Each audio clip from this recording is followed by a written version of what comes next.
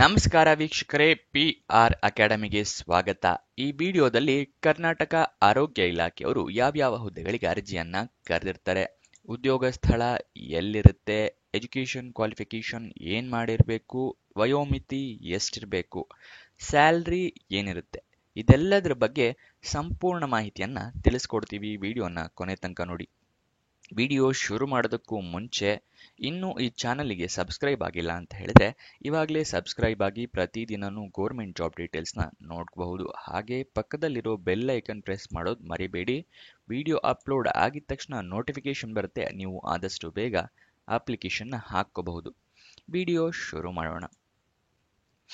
ಜಿಲ್ಲಾ ಆರೋಗ್ಯ ಸೊಸೈಟಿ ಅಂದರೆ DHS, ಡಿಸ್ಟ್ರಿಕ್ಟ್ ಹೆಲ್ತ್ ಸೊಸೈಟಿ ಅಂತ ಏನು ಹೇಳ್ತೀವಲ್ಲ, ಅವರು ಡಿಸ್ಟ್ರಿಕ್ಟ್ ಪ್ರೋಗ್ರಾಮ್ ಕೋಆರ್ಡಿನೇಟರ್ ಮತ್ತೆ ಲ್ಯಾಬ್ ಟೆಕ್ನಿಷಿಯನ್ ಆಫೀಸರ್ ಹುದ್ದೆಗಳಿಗೆ ಅರ್ಜಿಯನ್ನ ಕರೆದಿರ್ತಾರೆ. ವಯೋಮಿತಿಯ ಡೀಟೇಲ್ಸ್ನ ನೋಡೋದಾದ್ರೆ, ಡಿಸ್ಟ್ರಿಕ್ಟ್ ಪ್ರೋಗ್ರಾಮ್ ಕೋಆರ್ಡಿನೇಟರ್ ಹುದ್ದೆಗೆ ಮಿನಿಮಮ್ 18 ವರ್ಷ, ಮ್ಯಾಕ್ಸಿಮಮ್ 45 ವರ್ಷದವರು ಅಪ್ಲಿಕೇಶನ್ ಹಾಕೋಬಹುದು. ಅದೇ ಏನಾದರೂ ಲ್ಯಾಬ್ ಟೆಕ್ನಿಷಿಯನ್ ಆಫೀಸರ್ ಹುದ್ದೆಗಳಿಗೆ ಅರ್ಜಿಯನ್ನ ಹಾಕ್ತಾ ಇದ್ದೀರಾ ಅಂತ ಹೇಳಿದ್ರೆ ಮಿನಿಮಮ್ 18, ಮ್ಯಾಕ್ಸಿಮಮ್ 40 ವರ್ಷದವರು ಅಪ್ಲಿಕೇಶನ್ನ ಹಾಕೋಬಹುದು.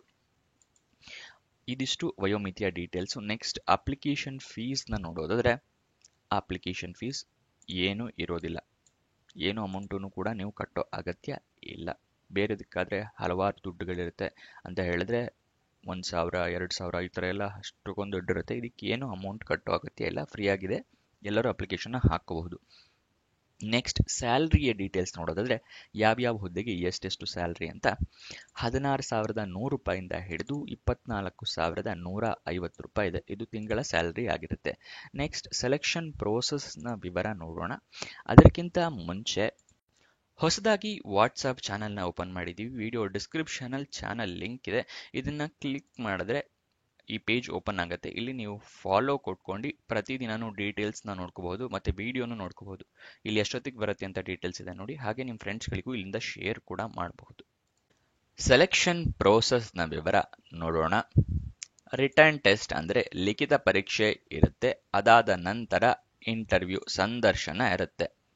ಇದಿಷ್ಟು ಸೆಲೆಕ್ಷನ್ ಪ್ರೋಸೆಸ್ನ ವಿವರ.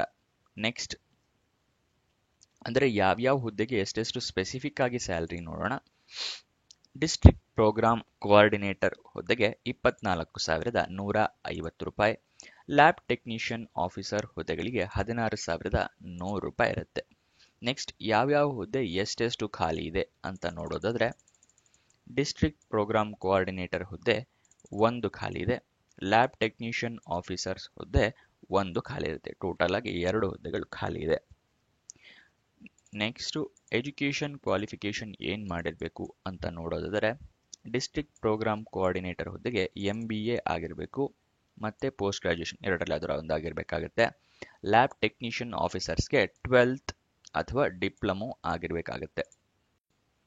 ಈ 12th ಡಿಪ್ಲೊಮೊ MBA ಹೇಳಿದೆ, ಆದರೆ ಅದ್ರ ಬಗ್ಗೆ ಸಂಪೂರ್ಣ ಮಾಹಿತಿಯನ್ನು ತಿಳಿಸ್ಕೊಡ್ತಾ ಇದ್ದೀನಿ, ನೋಟ್ ಡೌನ್ ಮಾಡ್ಕೊಳ್ಳಿ ಅಥವಾ ಸ್ಕ್ರೀನ್ಶಾಟ್ ತಗೊಳ್ಳಿ. ಡಿಸ್ಟ್ರಿಕ್ಟ್ ಪ್ರೋಗ್ರಾಮ್ ಕೋಆರ್ಡಿನೇಟರ್ ಹುದ್ದೆಗೆ MBA ಅಥವಾ ಪೋಸ್ಟ್ ಗ್ರಾಜ್ಯುಯೇಷನ್ ಅಂತ ಹೇಳಿದ್ನಲ್ಲ, post graduation diploma in management ಆಗಿರಬೇಕು, ಅಥವಾ ಹೆಲ್ತ್ ಅಡ್ಮಿನಿಸ್ಟ್ರೇಷನ್ ರೆಕಗ್ನೈಸ್ಡ್ ಯೂನಿವರ್ಸಿಟಿ ಅಥವಾ ರೆಕಗ್ನೈಸ್ಡ್ ಬೋರ್ಡಿಂದ ಆಗಿರಬೇಕು. ಮತ್ತು ನಿಮಗೆ 1 ವರ್ಷಗಳ ವರ್ಕ್ ಎಕ್ಸ್ಪೀರಿಯನ್ಸ್ ಇರಬೇಕು ಮುಂಚೆನೆ. ಓಕೆನಾ? ಆದ್ಯತೆ ಯಾರಿಗೆ ಕೊಡ್ತಾರೆ ಡಿಸ್ಟ್ರಿಕ್ಟ್ ಪ್ರೋಗ್ರಾಮ್ ಕೋಆರ್ಡಿನೇಟರ್ ಹುದ್ದೆಯಲ್ಲಿ ಅಂತ ಹೇಳಿದ್ರೆ, preference will be given to those who have worked in the field of development for health and district bar state level. ಜಿಲ್ಲಾ ಮತ್ತು ಸ್ಟೇಟ್ ಲೆವೆಲಲ್ಲಿ ಯಾರು ವರ್ಕ್ ಮಾಡಿರೋ ಎಕ್ಸ್ಪೀರಿಯನ್ಸ್ ಇದೆ, ಫೀಲ್ಡ್ ಎಕ್ಸ್ಪೀರಿಯನ್ಸ್, ಅಂಥವರಿಗೆ ಕೊಡ್ತಾರೆ. ಮತ್ತು ನಿಮಗೆ ಬೇಸಿಕ್ ಕಂಪ್ಯೂಟರ್ ನಾಲೆಡ್ಜ್ ಇರಬೇಕಾಗತ್ತೆ. ಓಕೆನಾ? ನೆಕ್ಸ್ಟ್ ಲ್ಯಾಬ್ ಟೆಕ್ನಿಷಿಯನ್ ಆಫೀಸರ್ಸ್ಗೆ ಇಂಟರ್ಮೀಡಿಯೇಟ್ 10+2 ಆಗಿರಬೇಕು, ಮತ್ತು diploma or certified course in medical laboratory technology or equivalent. Medical laboratory certified ಆಗಿರಬೇಕು, ಇಲ್ಲ ಅಂತ ಹೇಳಿದ್ರೆ ಡಿಪ್ಲೊಮೊ ಇನ್ ಮೆಡಿಕಲ್ ಲ್ಯಾಬೊರೇಟರಿ ಅದಾಗಿರಬೇಕಾಗುತ್ತೆ. ಓಕೆನಾ? ಆದ್ಯತೆ ಯಾರಿಗೆ ಕೊಡ್ತಾರೆ ಅಂತ ಹೇಳಿದ್ರೆ, 1 year experience in NTEP, RNTCP ಆಗಿರಬೇಕು, ಅಥವಾ ಸ್ಪುತುಮ್ ಸ್ಮಿಯರ್ ಮೈಕ್ರೋಸ್ಕೋಪಿ ಇದರಲ್ಲಿ ಎಕ್ಸ್ಪೀರಿಯನ್ಸ್ ಇರಬೇಕಾಗತ್ತೆ. ಅಂಥವ್ರಿಗೆ ಆದ್ಯತೆ ಕೊಡ್ತಾರೆ. ಮತ್ತು candidate with higher qualification graduates shall be preferred. ಯಾರಿಗೆ ಹೈಯೆಸ್ಟ್ ಕ್ವಾಲಿಫಿಕೇಷನ್ ಇರುತ್ತಲ್ಲ ಅವರಿಗೂ ಪ್ರಿಫರೆನ್ಸ್ ಕೊಡ್ತಾರೆ. ಮತ್ತು ಬೇಸಿಕ್ ಕಂಪ್ಯೂಟರ್ ನಾಲೆಡ್ಜ್ ಅದು ಕೂಡ ಈ ಜಾಬಿಗೂ ಕೂಡ ಅಗತ್ಯ ಇದೆ. ಓಕೆನಾ, ನೋಟ್ ಡೌನ್ ಮಾಡ್ಕೊಂಡಿರಾ ಅನ್ಕೊಂತೀನಿ ಅಥವಾ ಸ್ಕ್ರೀನ್ಶಾಟ್ ತೊಗೊಂಡಿರಾ ಅಂತ ಅನ್ಕೊಂತೀನಿ.